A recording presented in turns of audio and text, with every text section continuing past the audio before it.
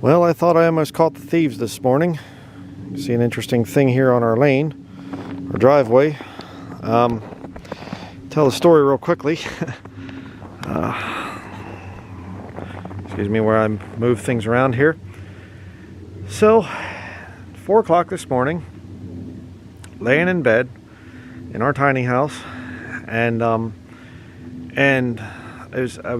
had gotten up a little bit before then. Had to go to the bathroom, had checked the wood stove and whatever else, and laying there, and I thought, just kind of had my eyes closed, and I thought, it's probably about time to get up before real long. We get up 4:30ish or so, and I hear this crunching, like, frozen lane like we have here, and everything, and I could hear a little bit of vehicle noise.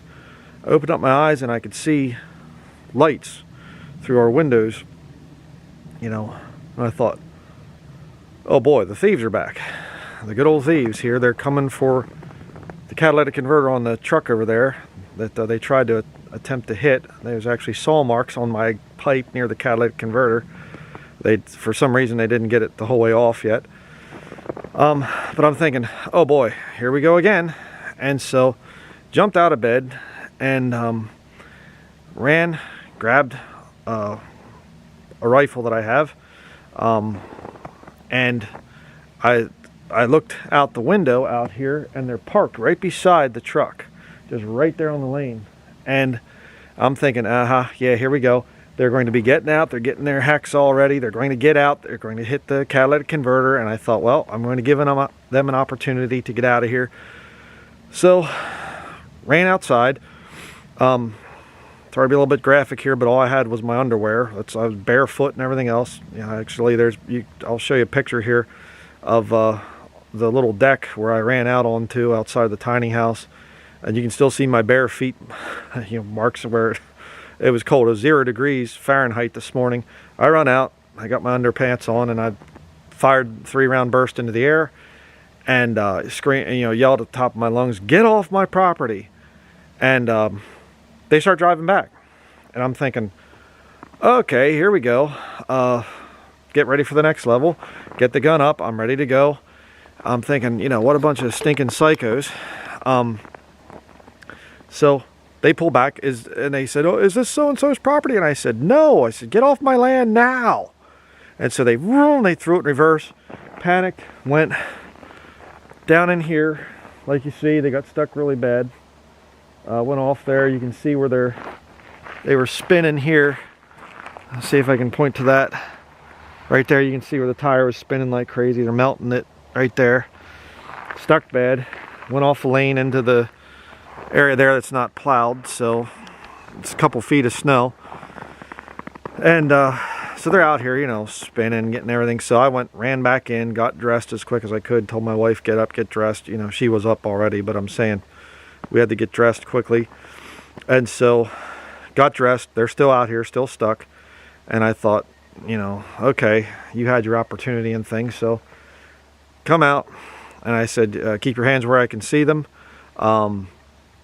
She started, I said, shut up. I said, are you back here for another catalytic converter and everything? And turned out that what they did is they were coming up to see a friend.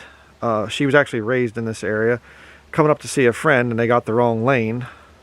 And I said, you went back past no trespassing signs. She said, yeah, but I thought it was his property. So okay. She said, I haven't been up here in years, so I'm not even familiar with who lives where or whatever else.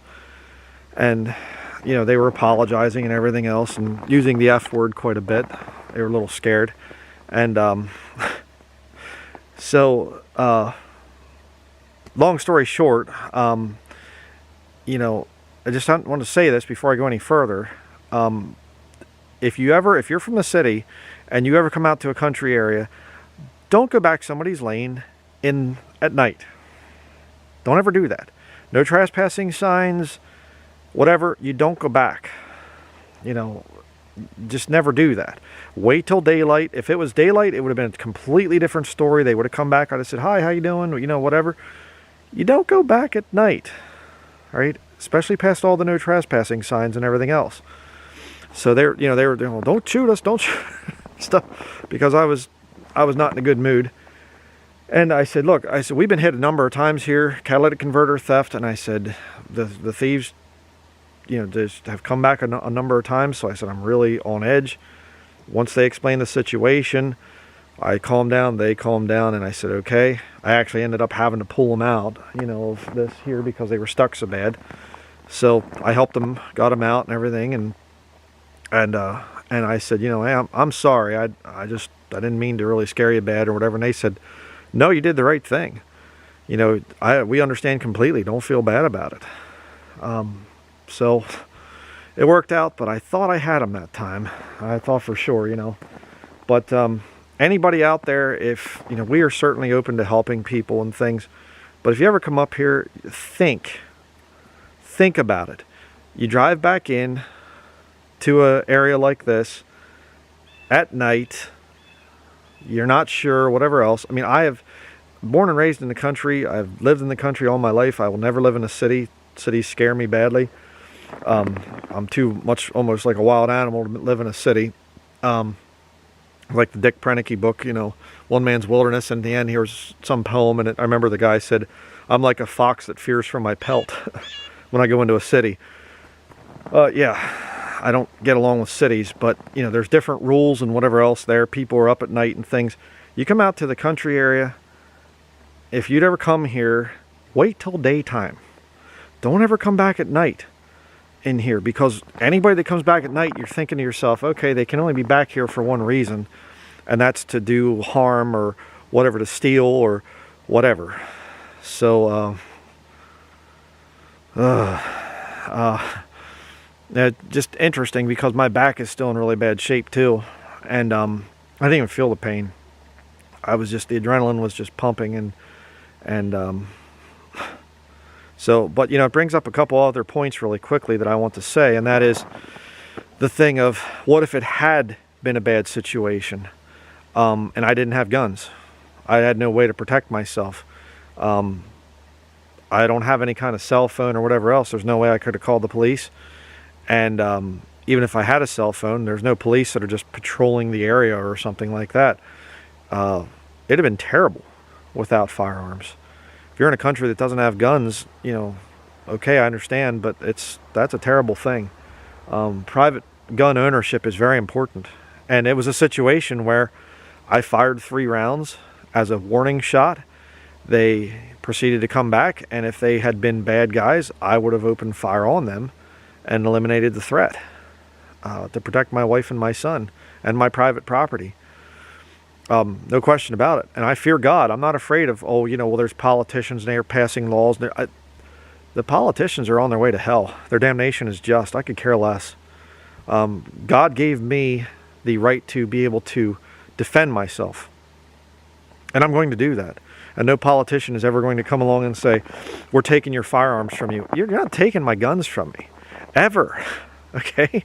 And like I wanted to say here, I used a gun here just about 3 hours ago now. We got up and we had breakfast and everything else. We're ready to go to the office to work.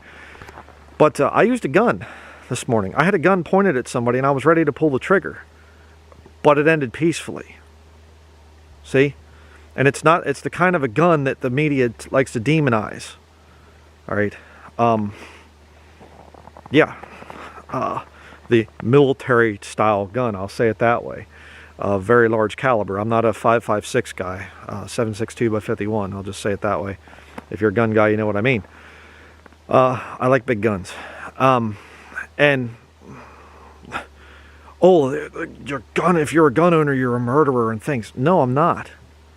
I fired warning shots, first of all, because I didn't want to hurt them. They proceeded to come back. That was a bad decision on their part. They should have just left at that point in time. I would have been okay with that. They came back, they got the gun pointed at them. And then they got stuck, and I came out and I said, okay, you better start explaining yourself in so many words. They explained, the situation de-escalated, and everything worked out fine, and I helped them out, put my guns away and things, helped them out, and we were laughing about it when they left. And they kept saying, oh, you people back here are real bad, bad A word. It's not why we're doing that.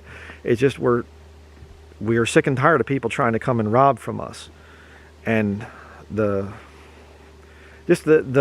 tyrannical nature of people that are wicked. And now these people, you know, I'm not going to say that they were wicked, they were just stupid. You don't ever come back lanes at night. So like I said, anybody that you ever come up here, and I think Brother Brian and Sister Catherine could help me and whatever else, wait till daytime, please. And I'm being serious, I'm not joking. It could turn out really bad. I've had numerous situations. Actually, my brother-in-law, the one time when I was younger, he thought it'd be funny to tap on our downspout of my childhood home with a stick and then go hide in the weeds or whatever else. I had a gun.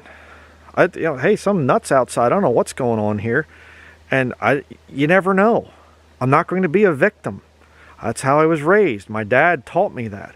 My dad had numerous people at gunpoint.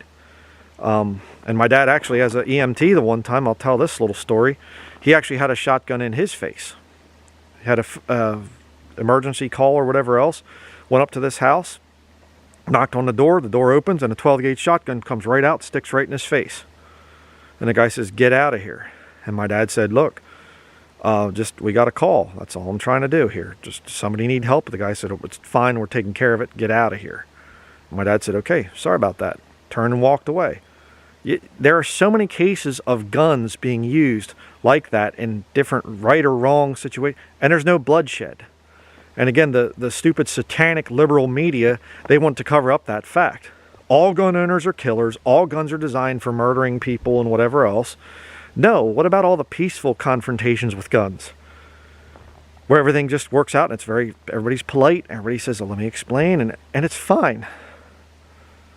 So, little rant there in defense of the Second Amendment. And it's not even really the Second Amendment. It's called God-given rights. So, see, my battery's about dead, so that's going to be it. Thank you for watching.